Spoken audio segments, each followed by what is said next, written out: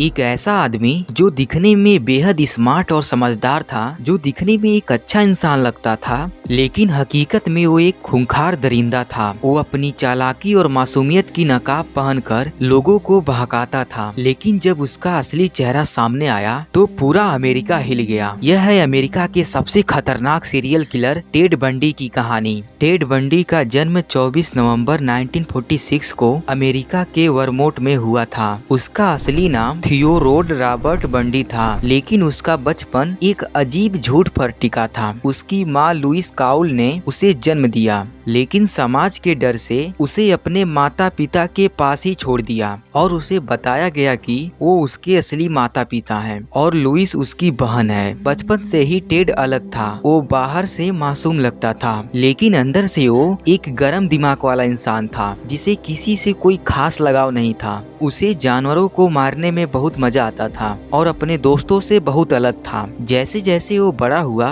उसमें ये आदतें और गहरी होती गईं। वो बहुत तेज दिमाग वाला था और उसे लोगों से बात करने और उन्हें अपनी बातों से मोहित करने की कला आ गई थी। लेकिन उसकी जिंदगी तब बदली जब उसकी पहली गर्लफ्रेंड ने उसे छोड़ दिया। साल 1974 ये वो समय था जब अमेरिका के अलग अलग हिस्सों में यंग लड़कियां अचानक से गायब होने लगी। जो भी लड़कियां गायब होती थीं, उनमें दो बातें कॉमन थी। पहला, वो खूबसूरत होती थी और दूसरा, वो बहुत होशियार होती थी। टेड का तरीका बहुत ही चालाकी भरा हुआ था। वो कभी अपना हाथ या पैर टूटने का नाटक करता, या कभी पुलिस अफसर बनता, या किसी की मदद करने के बहाने तो उसे अपनी कार के पास ले जाता और फिर उस पर वार कर देता। उसकी काली कलर की एक कार थी। कार के अंदर से उसने सीट हटवा दी थी ताकि वो आसानी से इसमें लोगों को छिपा सके। एक रात सिएटल के लेक सामाजिक स्टेट पार्क में एक लड़की को उसने अपने जाल में फंसाया। उसने कहा कि उसके हाथ में चोट लगी है और उसे मदद की जरूरत है। लड़की उसकी मदद करने लगी, लेकिन जैसे ही वो कार के पास पहुंची, टेड ने एक लोहे की राड से उसके सिर पर वार कर दिया और उसे बेहोश करके उसे अपने ठिकाने पर ले गया और बेरहमी से मार डाला। उसका एक खेल लगातार जारी रहा। अलग अलग लोगों को इसी तरह बेवकूफ बनाकर मारता था। लड़कियों के गायब होने की घटना के बाद पुलिस के पास लगातार लोगों की शिकायतें आ रही थीं। पुलिस ने जब घटनाओं की जांच की तो एक बात साफ हुई कि हर एक आदमी टेड नाम का इस्तेमाल करता था और एक ही तरह की कार चलाता था। पुलिस ने जब लोगों से पूछताछ की तो एक स्केच बनाया गया जो टेड बंडी से मिलता जुलता था, लेकिन अभी भी कोई ठोस सबूत नहीं था। कोई नहीं जानता था कि यह खूनी कौन है और कहां छिपा है। 1975 में पुलिस ने एक कार को चेक इन करने के लिए रोका।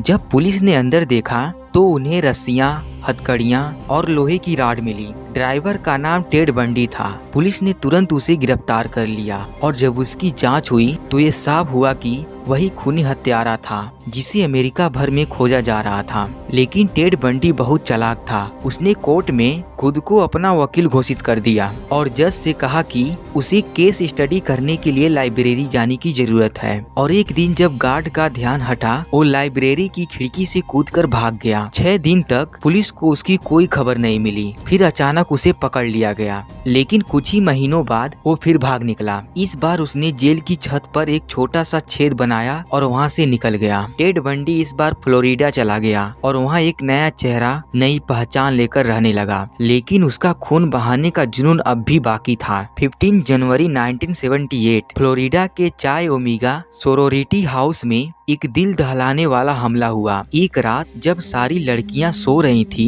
टेड चोरी छिपके अंदर घुसा और एक एक करके उन पर हमला करने लगा। उसने 2 लड़कियों को मार डाला और 3 को गंभीर रूप से घायल कर दिया, लेकिन इस बार उसकी किस्मत ने उसका साथ नहीं दिया। कुछ हफ्तों बाद एक ट्रैफिक सिग्नल पर पुलिस ने उसे पकड़ लिया। अब सबूत उसके खिलाफ थे। गवाहों की गवाही, डीएनए रिपोर्ट और उसकी खुद की गाड़ी, सब कुछ उसके अपराध साबित कर रहे थे। अमेरिका के इतिहास का सबसे चर्चित ट्रायल शुरू हुआ। टेड बंडी ने खुद को मासूम साबित करने की कोशिश की, लेकिन सबूत इतने मजबूत थे कि 24 जनवरी 1989 को उसे इलेक्ट्रिक चेयर पर मौत की सजा दी गई। उसने अपनी आखिरी सांस लेने से पहले कहा, मेरे परिवार और दोस्तों से कहना कि मैं उनसे प्यार करता हूँ। टेड बंडी एक ऐसा खूनी खूनी दरिंदा था जो दिखने में एक आम इंसान लगता था, लेकिन उसके अंदर एक शैतान छिपा था। उसकी कहानी हमें ये सिखाती है कि हर मुस्कुराता हुआ चेहरा मासूम नहीं होता। जो सबसे मासूम दिखता था